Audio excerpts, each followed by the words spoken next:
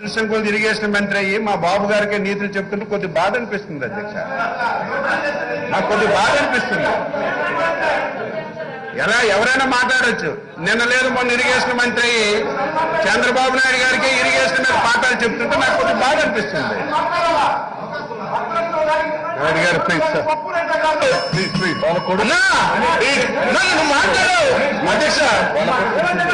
ఆయన పెరుగులాగా కనీసం నియోజకవర్గాన్ని కూడా పేరు పెట్టి పిలిచలేకుండా మంగళగిరిని మందలగిరి పిలిచే తప్పును మాత్రం లేదు అధ్యక్ష.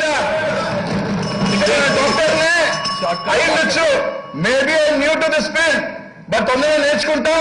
Will go fast.